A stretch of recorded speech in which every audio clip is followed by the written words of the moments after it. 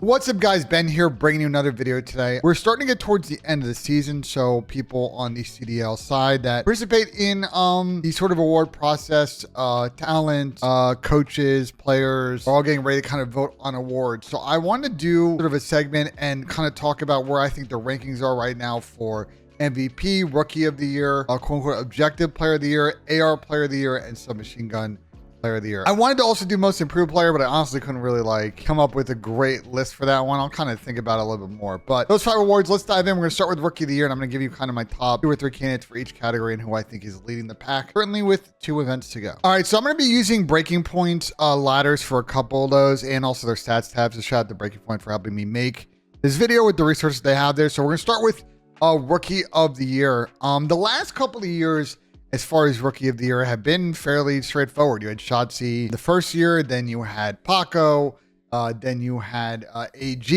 You see what I'm saying? Like, the Rookie of the Year thing, for the most part, the last couple of years has been fairly easy to do. This year, I think it's a little bit murkier, but I do think there is one straight leader in Clubhouse. And I think that is Gwyn. That's what Breaking Point has their #1, and I have it as well. And I think you can't really deny Gwyn's kind of impact on this team. And the fact of the matter is that without him, I think they'd really be struggling. I mean, he has card carried them to a couple of nice victories this year, including the New York win online a few weeks ago. I think that was sort of his signature. If you want to talk like Heisen moment-esque performances, that was a big one for Gwyn. And you see here, the numbers have been very good in Respawn. He contributes with pace. He's also, playing around the hill as well, putting up damage. The S&D has been okay, but, to be honest, they have been kind of up and down in the game mode throughout the season, but that's okay. As far as Respawn goes, he gives them a nice higher floor than I think they would normally have, which is great because their AR sometimes tend not to really play well in the game mode. So for me right now, I'd have Gwyn #1. So then it gets a little bit murky, I think, after Gwyn, because I think in my mind right now, if we were voting today, it's a little bit iffy because there's one player that I think is listed here as an honorable mention, who I think by the end of this stage might slide himself into this conversation. So we'll get to that in a second. Linz, I think, is up there with Geo as sort of the 2 and 3 conversation. You see that Linz has good numbers this season as well, although I will say what I think kind of hurts Linz is that Minnesota has sort of fallen off since stage 1, although they're still really in a good spot CDL points-wise at this point. They've been pretty much a non-factor in the league now for about 3 months. After we thought after Major 1, they might kind of settle into a certain level. His stats are great for Linz, although he's had not particularly good stage 3. Like you see here that, he had a pretty good stage 2 online, but you see stage 3 now. Hardpoint KDs have been good, but his control KD is kind of weighing things down a little bit more. So you've seen a little bit of a regression, as the season has gone on. Now, I think Geo has also came in a little bit later than Linz because he came in mid-season after the really good run that FC Black had leading into and then post really during the Boston Open. But he's coming to Vegas. They had a very good second split, although they didn't play well when they got to LAN. And then this stage, they haven't been as good. And I've got concerns, at least on me, with this team right now with Geo. But I think he's been playing a little bit kind of slow, a little bit baity. So I want to see him improve. And I think the lack of really takeover in search as well is kind of why I have him sort of on the fringe of, the 3rd spot conversation there. Now, you might have thought that my next player up here might be like Abuza to round out sort of the top 4. I think Snoopy, for example, sort of on the edge of the conversation. I've been out on Boston. They're dead last. So Snoopy, not in the conversation. I think that right now, if 04 can figure out how to improve the Respawn, he has been insane in S&D display, amazing in search, but the Respawn is not quite there yet. This is one to watch here, because if 04 goes to LAN and fries and continues to develop as a player, I think 04 might actually get a decent amount of Rookie Year votes if he can play well over the next 6 to 8 weeks. If not, I think he's just an honorable mention. It is what it is, but I think he's the player that could disrupt this kind of situation as right now, because I think, for me, just to kind of wrap the thoughts on the Rookie of the Year, I think Gwyn's pure #1 right now, unless Minnesota goes on a run here or Vegas. I think Gwyn's pretty much got this in the bag for now. There's still obviously, an event and then an online stage, another event kind of left. But there's some disruption that can happen here. I think it's sort of a 4-horse race. I think Astro and Snoopy have done some fun things. Real has done some fun things, but I think right now that's sort of the core for this one. All right, let's move on to the OBJ Player of the Year. And I think really this is kind of 2-player race right now. I think Abuza has been pretty good this year at sort of gap filling for this Seattle Surge team. You see these stats listed here. I think for me, in my mind, he's actually third in this race. I think it goes this way. I think Brandon Dashley is the clear #1 in this race right now. I think if you look across all three game modes, he's their soaker when they're trying to get control points, and he's solo in the hill or in the control point when they're playing like an invasion control. He's soaking hill time and hard point. And he's been the safety blanket, big clutch guy in search and destroy. He's doing everything you want to do as far as being that backline player on the team. I think for me, then second in the conversation is Jamie Insight, but I think Brandon's got him beat on pretty much most of these categories. So that's kind of how I have this one sort of broken down.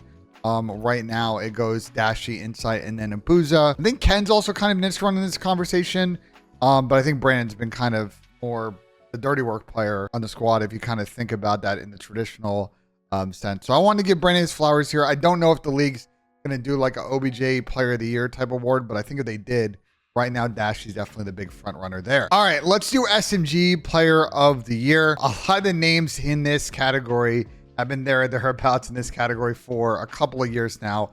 But I think as well with OBJ, I think there's a clear #1 in this race right now. Is also someone who I think is also probably a top the MVP race as well. And we'll get to that at the end of the video. And that is Chris, aka Simp.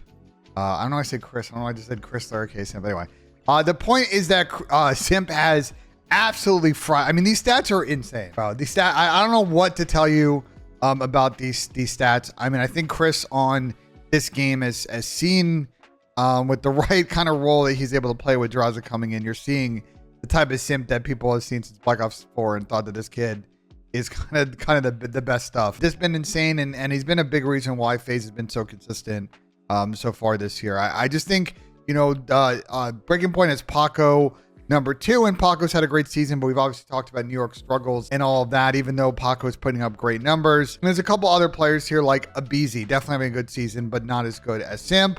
Kleenex having a great season, had a good stage 1, has fallen off a little bit in stage 2 and stage 3. And Ant Shatsu, who's been up and down, but you can see the impact that he has when he plays well. I just think it's clear #1 that Simp is sort of a front runner of this race. But as all things, you know, if Optic come out to this major and play well, Toronto come out and Kleenex looks like the stage 1 Kleenex, this one might get a little bit more interesting. But Simp has been the most consistent of the squad here, and right now has my #1. And I think Paco, to be fair to, has been consistent too, but obviously New York's lack of success and being fourth on the points is really kind of factoring into this one for me. Now, this is a real interesting one because I actually don't know how this one's going to shake out over the next 6, 7, 8 weeks. So Breaking Point has their AR player of the ladder listed like this: MC first, Scrap, Draza, Kenny, Dashi. So I think that top 5 is pretty good. They have Dylan attached, honorable mention. Dylan's played particularly good this year. Skies, Dan Ghosty, Jamie Insight. Okay, I kind of get that. But this 5 is very interesting to me. Now, they have MC #1, I think because of sort of how sort of the major 2 sort of played out. And you see MC's numbers are disgusting. And I mean, we talked about Simp's kind of consistent performances this year. I mean, MC's been consistently good now for a very long time in Call of Duty. But I think for me right now, as far as AR impact, I actually don't know if I'd put MC first. I think I might put Scrappy first. And you can see that Scrap's numbers are very good, although the S&D numbers not as good as MC's as you see here. But I think at Respawn, you see sort of the pressure. You know, Scrap plays the faster AR role. MC does not play the faster AR role. And I think Chris is the best at the flex position. But this is where I'm going with this. I think Scrap is #1. And I actually think that Draza, in my mind, Zach might actually be #2 and MC #3. I think there's definitely some fluctuation that can happen. But I think, one, Scrap, obviously the impact of Toronto, you take them off that team, I think they're solid, but they're in the same position as New York, and I'd be worried about their ability to close without him. I think Draza's come in and kind of fundamentally changed how this team plays for the better, and he's been doing it in a great way. Even though his stats are not as good as MC, I think his impact is really, really good. And then I would have MC kind of next, because I'm always going to want to defer the faster ARs in this conversation. But I'm open to other arguments in the comments if you guys want, because MC's numbers are like pretty disgusting. But right now, I think I might do that in the order. But obviously, like another event, and if Celium gets MVP, I mean, this thing could swap quite a bit. And I actually really like Ken as sort of #4. I think Ken's been the most consistent player on Optic.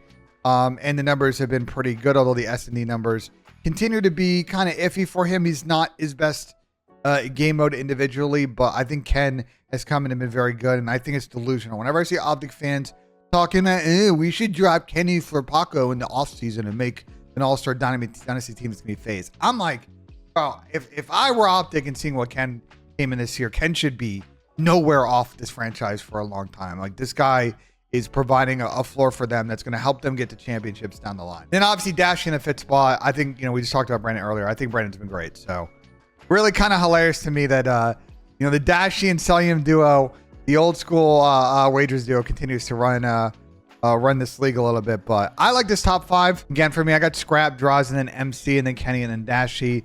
Some of y'all might argue that I'm faded for that. Whatever. I think either way, I think Scrap for me is number 1, but we'll see after the Toronto major. I think that the Faze duo, if they win another event, might be 1 and 2. All right, so let's talk about the MVP race. So I'm just using kind of the breaking point sort of advanced stat tab here. But I think for me right now, if the season were to end, I think Simp is probably your number 1 overall leader in the MVP race. I think you look at these consistent numbers and the fact that he's doing this while playing with the submachine gun and the impact that he does, across all game modes. For me, will be putting Chris number 1 in this convo. I just don't think there's a lot of debate after the last event that this guy has been the truth this season, and what he does on the map at his position is really only rivaled by a couple of guys. And I think if he continues to play the way he is consistently, if Faze end up number 1 in the point standings, which it looks like they're probably going to be in that spot, I think he probably has MVP lockdown. And it's kind of crazy to me that the Faze guys